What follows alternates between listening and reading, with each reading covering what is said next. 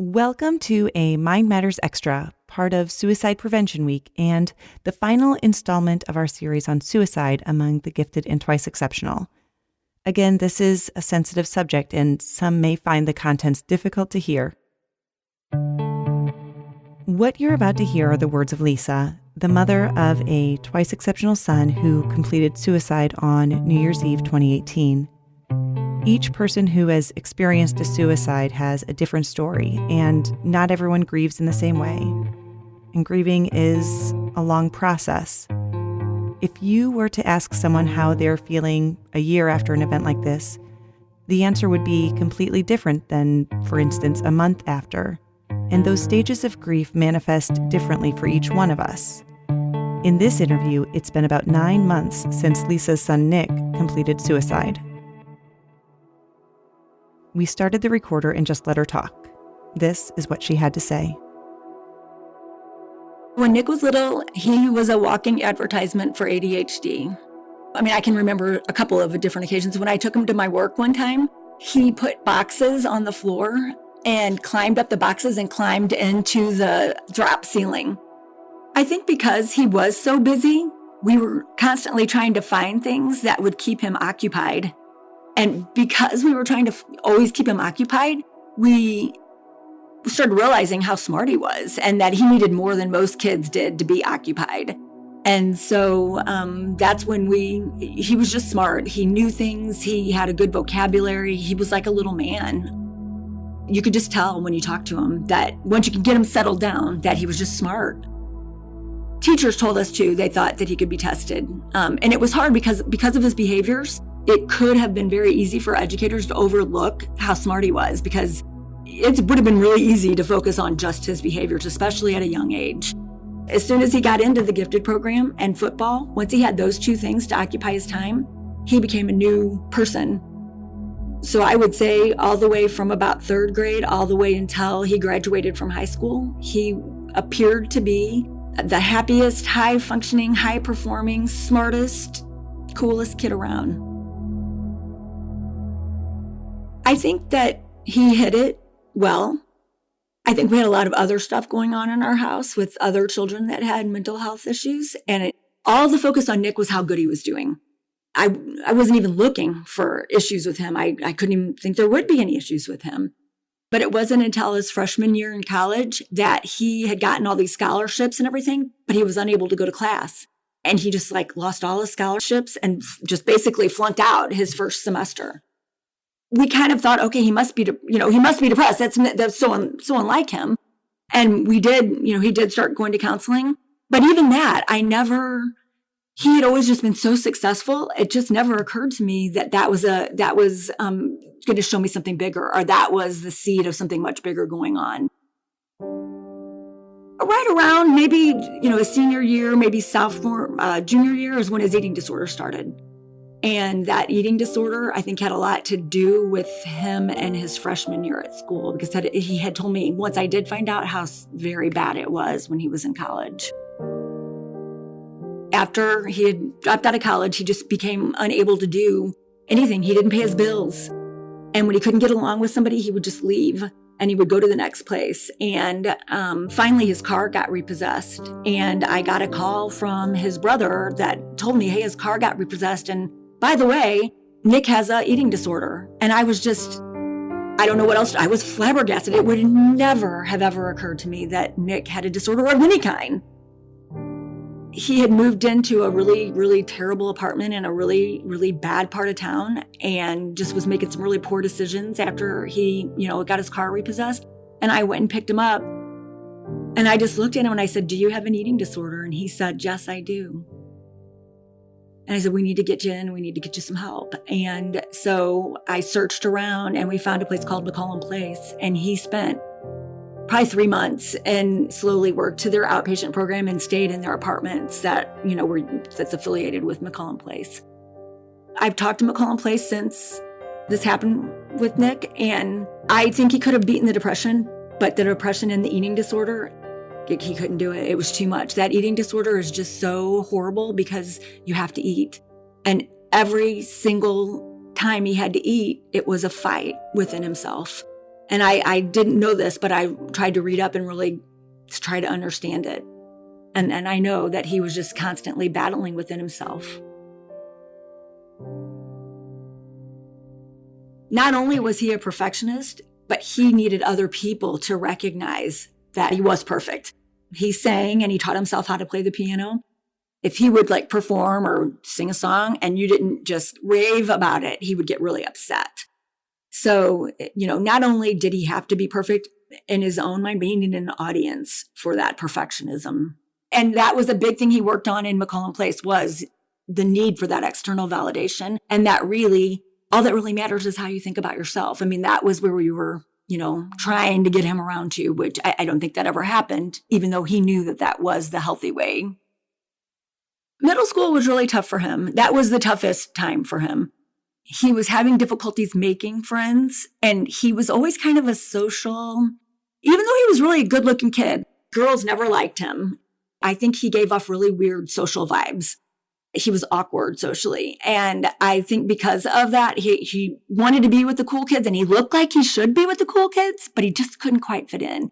He was always a square peg in a round hole. He always felt that way. Probably the most place he ever felt like he belonged was when he was in McCollum Place, when he was with other people that had an eating disorder, because that became so much a part of who he was. He finally went back and he finished the first 2 years. He wanted to be an actor. He wanted to be in that industry. And he would try out for the plays and wouldn't get the part that he wanted. And he would be so upset. They were just so stupid there and they just didn't understand him. They didn't see his worth. And he just dropped out and came home. And then we tried to get him, it's like, you have to work. You're definitely going to have to work. You're going to need to work full time. And so we had to work with him to try to help him get a job and help him start being an adult and being responsible for himself. He found it almost virtually impossible to be responsible for himself and to do the things normal adults have to do. He had a very difficult time being responsible for himself, going to the DMV, paying his taxes.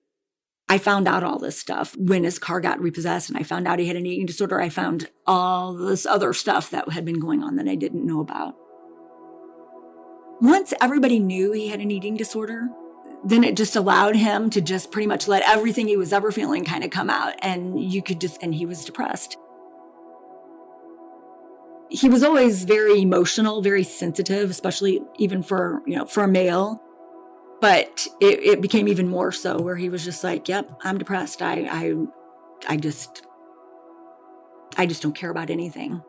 I can't eat and I want to lose weight but I know that if I eat too much, I'll feel bad. And then we had those binge purge problems. And it was just a constant cycle of depression, eating disorder, trying to look good on the outside. He had a persona. We discussed that a lot.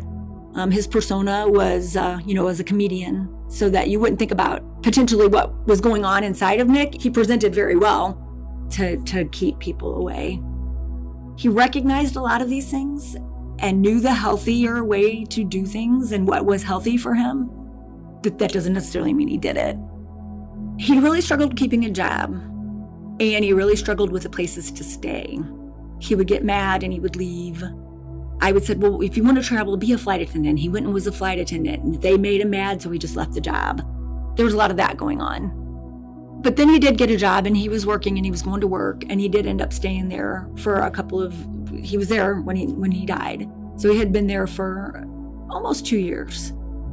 He was finally living in an apartment, by himself, which now looking back, I think was unfortunate. I wish that he had had a roommate, although I don't know if it would have changed anything or not. But he was probably too much of an isolator to live by himself. I had found out that he attempted suicide when he was in California, where he went to try to get his big break. And when that didn't happen, within a few months, he came home, found out that he had tried to commit suicide there by taking, overdosing on like Xanax or that type of a medication.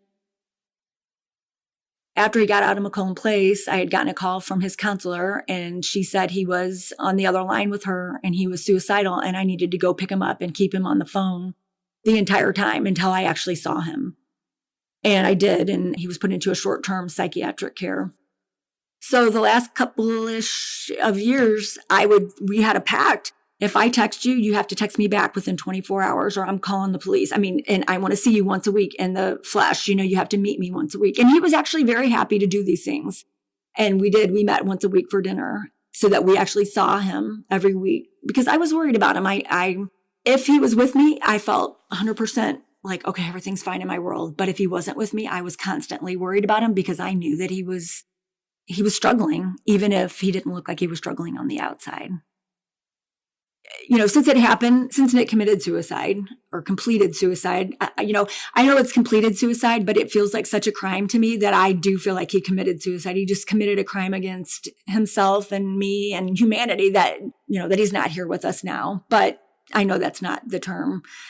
We had talked about him not asking, that he didn't ask for help. And a lot of it was because he was a male and he didn't want to ask for help. But since this happened with Nick, I have really had this Facebook campaign about men. Men get depressed, men cry, men need help, men can go to therapists. I've really tried to, in my own little way, in my own little corner of this world, tried to just say it's okay for a man to go to therapy. It's okay for men to ask for help. I helped Nick as much as I could, and I think he was as open with me as he possibly could have been, but I wasn't a professional. I could only do so much. So Christmas Eve of 2018, he spent the night at our house. We had some discussions that evening it was like, don't talk about sex, politics, those types of things. We had some of those kind of discussions that we probably shouldn't have had. So looking back on them, those are things like, oh my God, I wish that wasn't the last big conversation that I had with them. And then he spent the night. So he was there Christmas morning of 2018.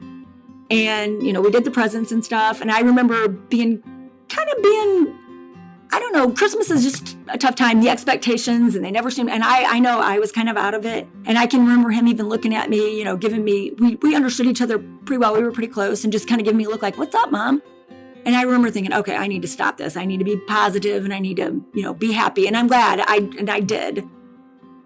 And that was the last time I saw him, was Christmas Day of 2018. He was sick that day, and I said, you need to go, you should go to the doctor. He worked at Total Access Urgent Care, so he went there, and he had the flu. And so that was his big, I don't know, I look at that was like his big break. He had the flu. My mom is not going to bug me if I'm sick, and he knew that. And I said, you can come stay here. We've already been exposed. You've been in our house. But he said, no, I don't want to do that. I just feel like being alone and just laying in my own bed. And that's probably the only thing that would have allowed me to allow him to do that without a big fight, is that he was sick. And I can understand that he just wanted to be, in his own house. So I let it go, but I did text him every day. I was like, how you doing? How you doing? And then New Year's Eve, he was supposed to come over, and I'd ask him, do you want me to buy you a filet mignon? That's what we did on New Year's Eve. And he was like, yeah, sure, I think I'll be there. And then I started texting him early in the day about when he was going to come over on New Year's Eve, and he never answered me. And then I called him, and then I instant messaged him on Facebook. And then about 7:00, it had been long enough for me where I was like, okay, I'm calling the police. I need a welfare check. So the police went over to his apartment, and they knocked on his door, and they told me that they were really, really loud. They had knocked really loud, and they talked really loud, and that he didn't come. And I was so upset at the time. I couldn't remember what kind of car he had. I said, it's a Hyundai and it's gray. And they had told me that they didn't see that kind of a car out there. Looking back now, I think they were in the wrong park. I think they parked not where he usually parked. I was so upset I couldn't even think of the type of car that he drove. So then we got up the next morning, so New Year's Day, 2019, and my whole family came over, my sisters, their husbands, my nieces and nephews, and we still hadn't heard from Nick. And my husband had said, I'll go over there after we eat, because we were having brunch, and just check on him. And, I'll make sure we get into his apartment. And as he was getting ready to leave, my brother-in-law said, I'll go with you. And they went over there. And I would say maybe an hour later, I got a call from my husband, and he was crying. And I was like, what is it? What is it? And he was like, baby, I'm so sorry. I'm so sorry. I said, is Nick dead? And then I just started screaming no. And I screamed no over and over again, so loud. I just couldn't even stop screaming. I just couldn't. I screamed until I was hoarse. My sisters were around me, my brother-in-laws, my nieces and nephews all witnessed this. And I just couldn't believe it. I just couldn't believe it. And I told my sisters, please don't leave me. Please don't leave me. One of my sisters who thought she could drive, she ended up running into my fence. I mean, we were all just freaking out, and we were going to go to his apartment. I don't know why we thought we had to do that, but that's where everybody was. That's where the police were. That's where everybody was. I just assumed he had overdosed. Before we left, my sisters, I need to tell you, he hung himself. They found him hanging on his balcony. But that day, he had gone over to his biological father's house and spent time with his father, his stepmom, his brother. I think he was saying goodbye. I didn't know that at the time. Obviously, it's all these things you look back on. And I don't know if there's anything that I could. When I think about it, I feel like he was just bound and determined to kill himself. I feel like there was nothing that I could have done. This was inevitable in his life, that it was going to end this way. And I don't know if I'm telling myself that because that's the only way I can accept it. But he knew how much I loved him. I dropped everything every time he needed me. I would just stop whatever I was doing and go get him or pick him up or whatever he needed. I worried about him all the time. But I couldn't make him see his worth. And he felt like he didn't belong. He felt like he wasn't worth anything because he wasn't a big star. He hadn't made it in show business. He didn't get that external validation that he needed.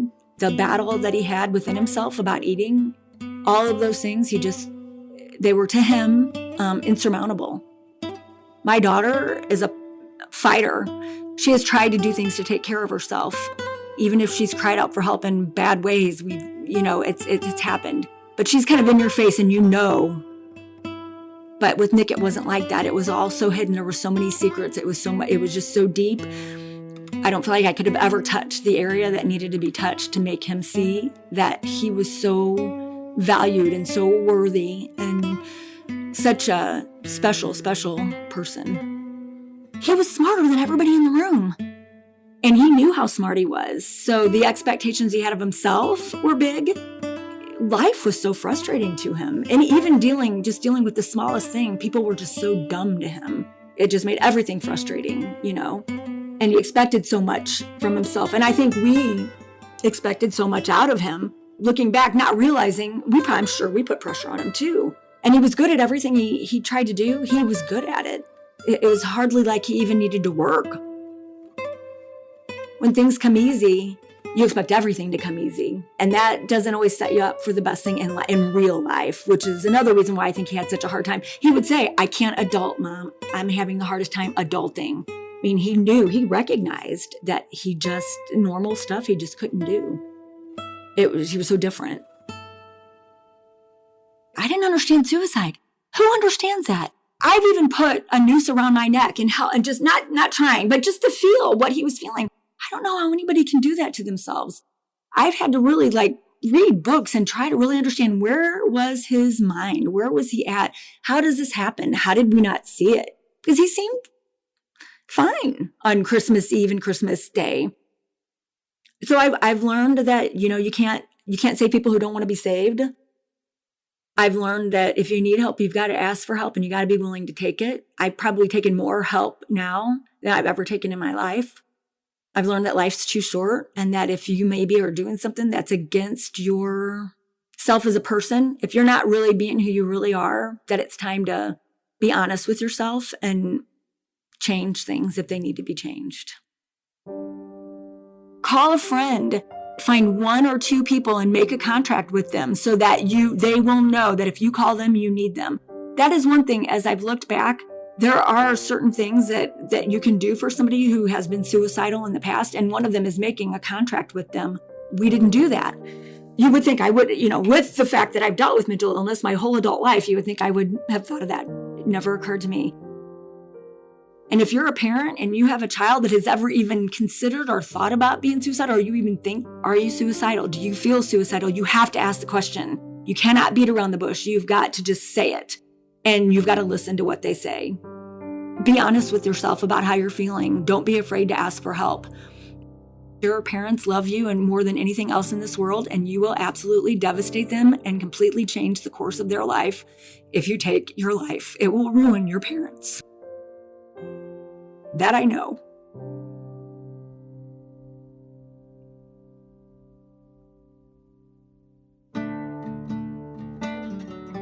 Thank you for listening to our series on suicide.